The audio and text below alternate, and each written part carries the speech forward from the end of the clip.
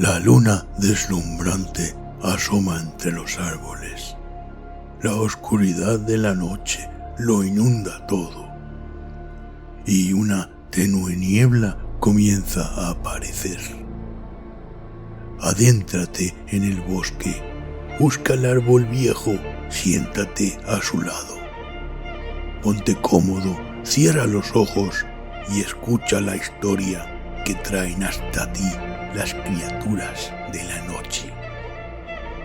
Bienvenidos. Estos son los cuentos del bosque oscuro.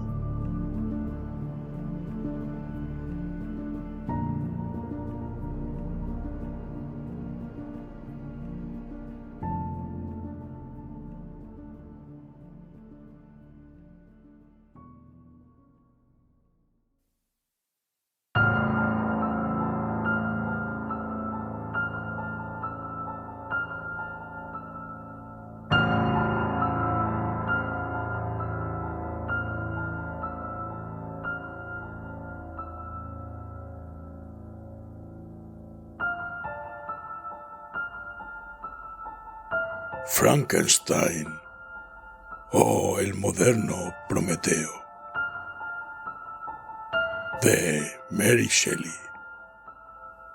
Extracto.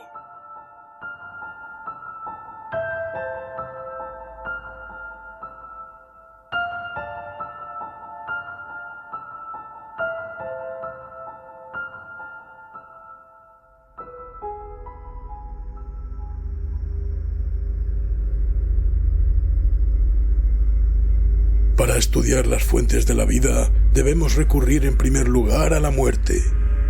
Enseguida me familiaricé con la ciencia de la anatomía, pero no era suficiente.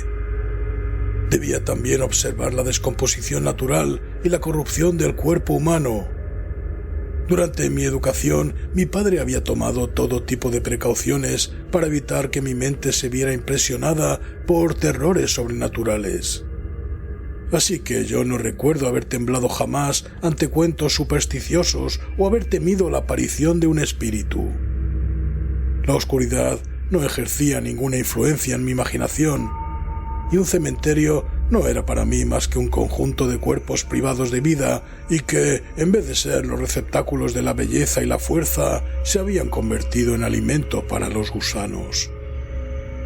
Ahora estaba decidido a estudiar la causa y el proceso de esa descomposición y me vi forzado a pasar días y noches enteros en panteones y osarios.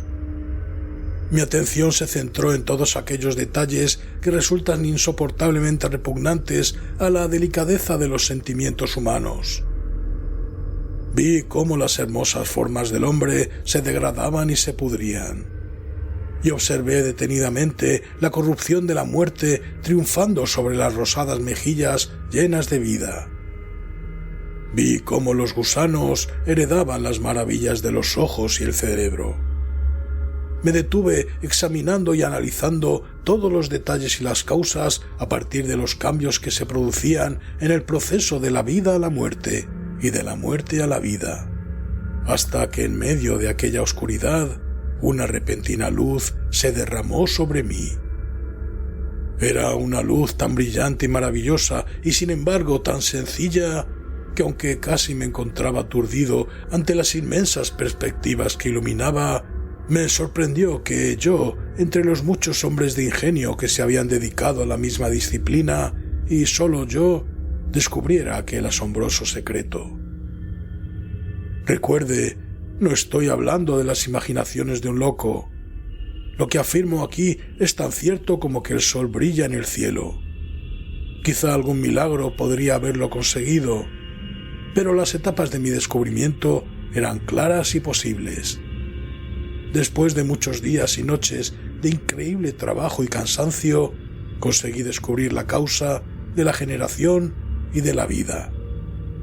Es más, había conseguido ser capaz de infundir vida en la materia muerta. La sorpresa que experimenté al principio con este descubrimiento pronto dio paso a la alegría y al entusiasmo. Después de emplear tanto tiempo en aquella penosa labor, alcanzar finalmente la cima de mis deseos era lo más gratificante que me podía suceder. Pero este descubrimiento era tan grande y abrumador que todos los pasos mediante los cuales había llegado a él se borraron de mi mente poco a poco y me centré únicamente en el resultado. Aquello que había sido el estudio y el deseo de los hombres más sabios desde la creación del mundo se encontraba ahora en mis manos, aunque no se me había revelado todo de golpe, como si fuera un juego de magia. La información que yo había obtenido, más que mostrarme el fin ya conseguido por completo, tenía otra naturaleza y más bien dirigía mis esfuerzos hacia el objetivo que tenía en mente. Era como aquel árabe que había sido enterrado con otros muertos y encontró un pasadizo para volver al mundo, con la única ayuda de una luz trémula y aparentemente inútil. Veo, amigo mío, por su interés y por el asombro y la expectación que reflejan sus ojos, que espera que le cuente el secreto que descubrí, pero eso no va a ocurrir. Escuche pacientemente mi historia hasta el final y entonces comprenderá fácilmente por qué me guardo esa información. No voy a conducirle a usted, ingenuo y apasionado, tal y como lo era yo, a su propia destrucción y a un dolor irreparable. Aprenda de mí, si no por mis consejos, al menos por mi ejemplo, y vea cuán peligrosa es la adquisición de conocimientos y cuánto más feliz es el hombre que acepta su lugar en el mundo en vez de aspirar a ser más de lo que la naturaleza le permitirá jamás. Cuando me encontré con un poder tan asombroso en las manos, durante mucho tiempo dudé sobre cuál podría ser el modo de utilizarlo. Aunque yo poseía la capacidad de infundir movimiento, preparar un ser para que pudiera recibirlo con todo su laberinto inextricable de fibras, músculos y venas, aún continuaba siendo un trabajo de una dificultad y una complejidad inconcebibles. Al principio dudé si debería intentar crear a un ser como yo u otro que tuviera un organismo más sencillo, pero mi imaginación estaba demasiado exaltada por mi gran triunfo como para permitirme dudar de mi capacidad para dotar vida a un animal tan complejo y maravilloso como un hombre. En aquel momento, los materiales de que disponía difícilmente podían considerarse adecuados para una tarea tan complicada y ardua, pero no tuve ninguna duda de que finalmente tendría éxito en mi empeño.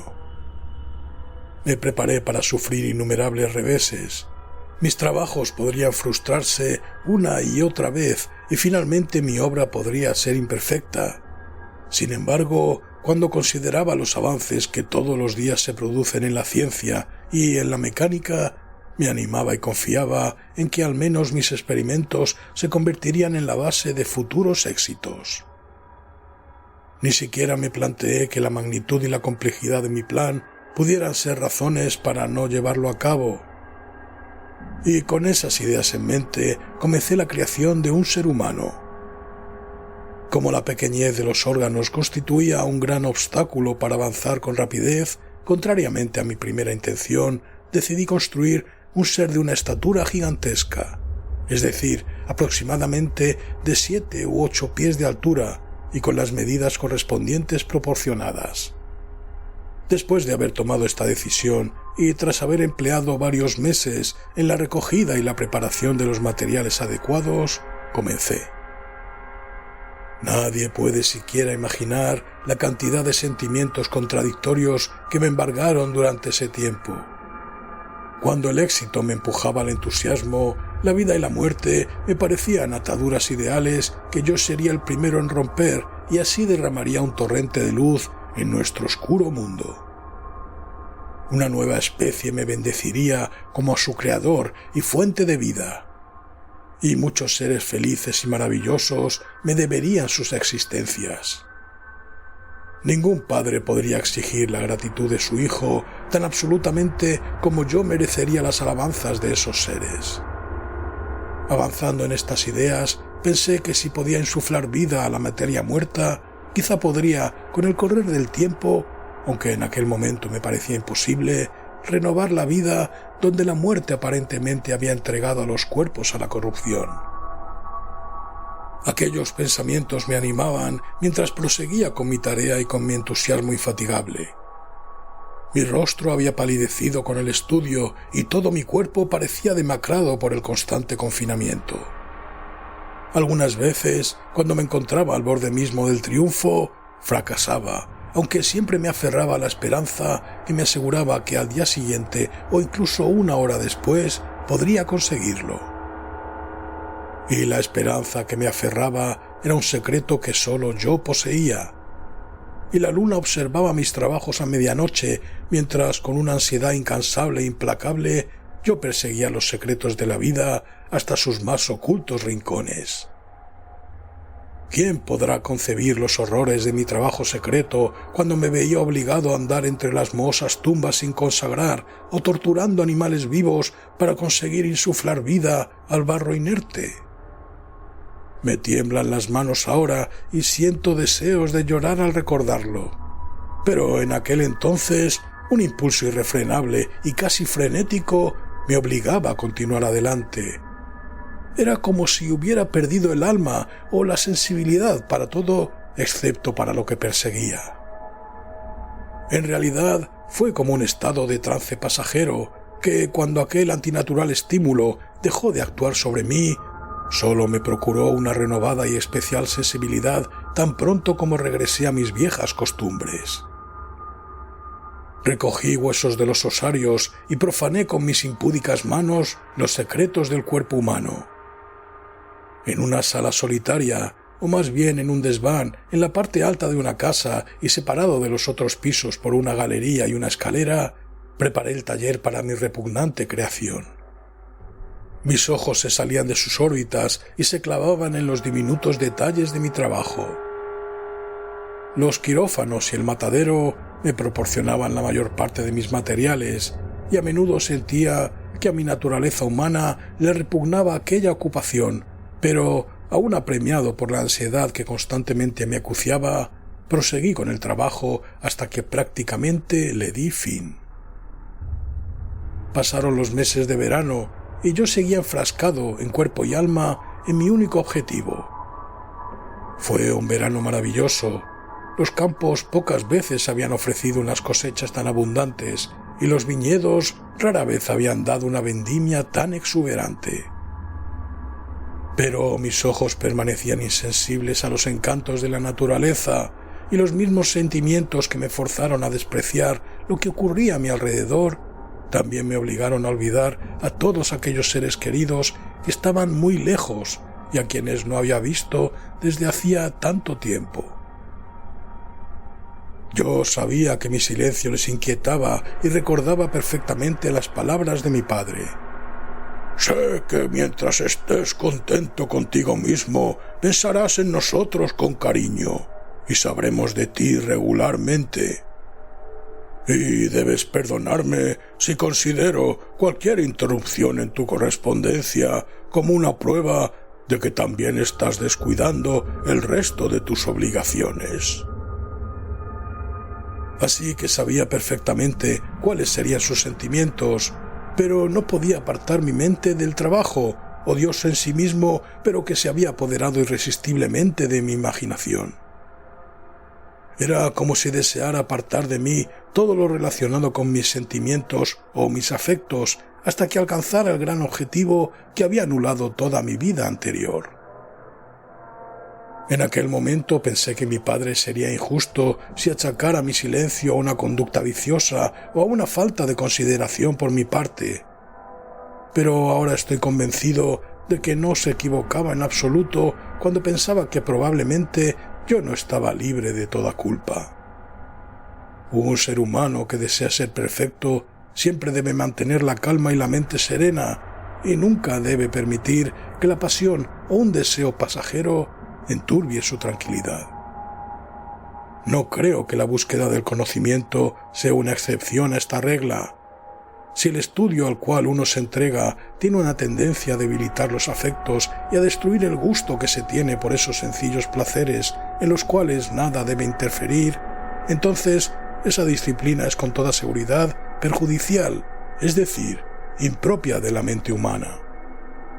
Si esta regla se observara siempre, si ningún hombre permitiera que nada en absoluto interfiriera en su tranquilidad y en sus afectos familiares, Grecia jamás se habría visto esclavizada, César habría conservado su patria, América habría sido descubierta más gradualmente y los imperios de México y Perú no habrían sido destruidos.